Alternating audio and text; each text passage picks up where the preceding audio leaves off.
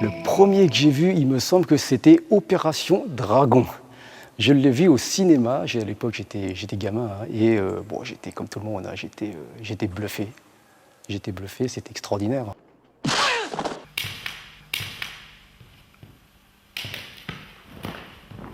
Alors je ne comprenais pas à l'époque, hein, je voyais que les mouvements, si vous voulez.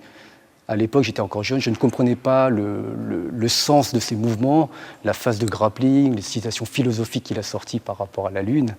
Je ne comprenais pas, on voyait que que les mouvements qui étaient spectaculaires, extraordinaires.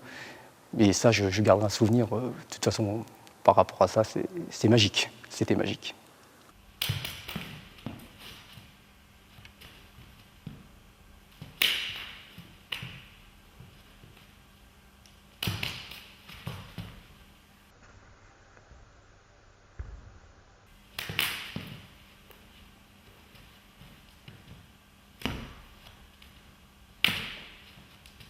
Ce qui est très important en Jeet Kune Do, c'est vraiment de répéter les mouvements jusqu'à ce qu'on les absorbe et que ça devient instinctif et automatique.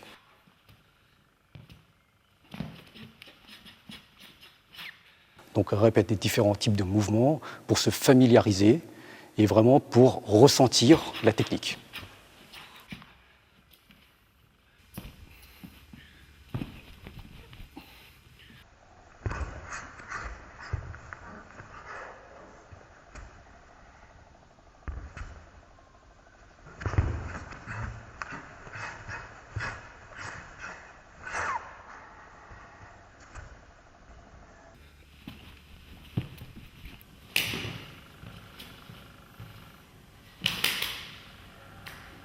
Au départ, ça a commencé par les films de Bruce Lee, qui m'a donné envie de m'inscrire dans une école.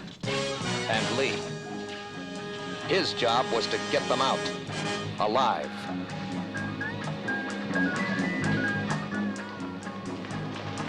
Et j'étais un fanat de Bruce Lee.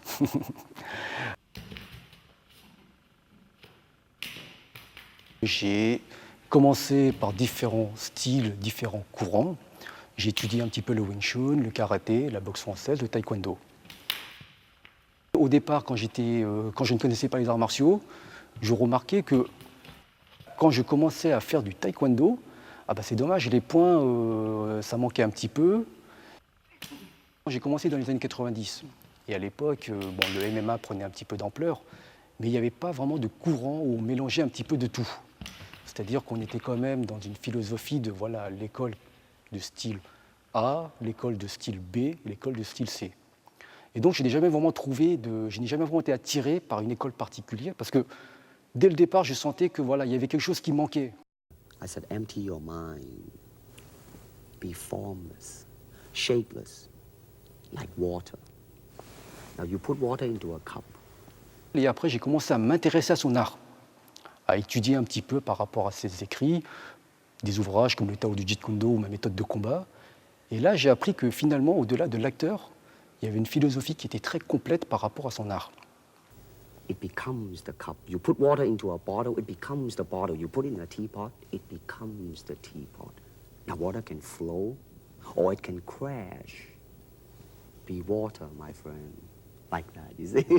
Et je me suis commencé à m'intéresser et je n'ai pas vraiment trouvé de club par rapport à là où j'habitais, par rapport à aussi mes contraintes professionnelles. Je n'ai pas trouvé quelque chose qui pouvait m'intéresser. Donc j'ai commencé à m'entraîner tout seul avec des amis. Donc on s'entraînait, donc on essayait de combler les manquements de tel ou tel style, essayer de faire quelque chose qui soit très orienté à moi-même. Donc ça fait à peu près maintenant 15 ans qu'on s'entraîne de manière autodidacte. Donc on a ouvert une association et on s'entraîne pour l'instant à Bussy-Saint-Georges.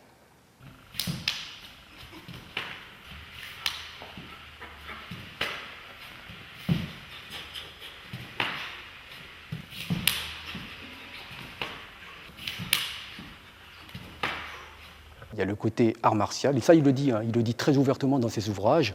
Il y a le côté self-défense pratique, où tout est permis. Et là, comme il disait, c'est qu'il fallait s'entraîner chaque partie de son corps. Et le côté cinéma, où donc, là, il y a un petit peu plus de mise en scène. C'est-à-dire que le côté, je peux déjà faire ça. Voilà, ça, je suis là, je t'ai fait. Voilà, et celui-là, cette séquence-là, tu fais besoin de temps. Non, comme ça fait vraiment Voilà, tu as fait du point vraiment jusqu'au dernier, puis après tout sur du pied pour pas se remémorer. Il est plus dans l'optique, faites ce que je dis, mais ne faites pas ce que je fais. Et on va dire qu'il y a eu différentes phases dans la vie de Bruce Lee, en fait. Autant au départ, c'était plus orienté dans la self-défense avec le Wing Chun, des techniques qui sont, on va dire, un petit peu moins spectaculaires, mais qui sont très efficaces. Et petit à petit, il avait aussi une volonté de faire du cinéma. Et il a eu l'intelligence de voir que voilà, il y a des techniques qui passent, donc notamment les coups de pied,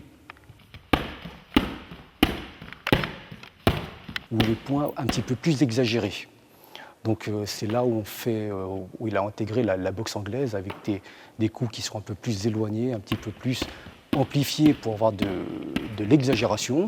Et après, il a couplé par ses techniques de coup de pied, très orientées savate, taekwondo.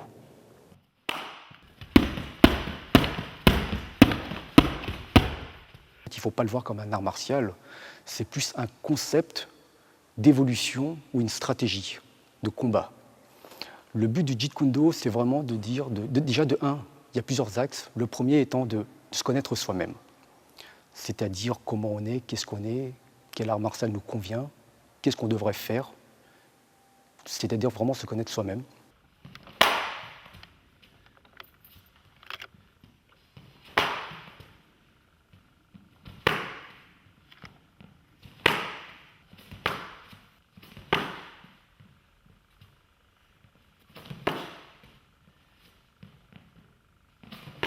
Et le deuxième axe, c'est aussi l'ouverture d'esprit.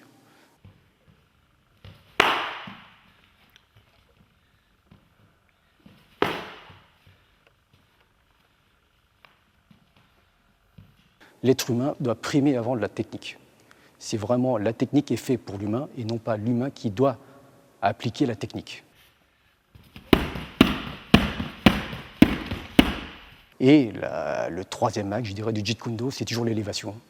C'est la recherche de la perfection, le fait de s'améliorer quotidiennement grâce aux arts martiaux. Le fait de travailler dur et d'atteindre ses objectifs. Ça, c'est une valeur martiale qui est universelle, je dirais, dans tous les styles. Mais bon.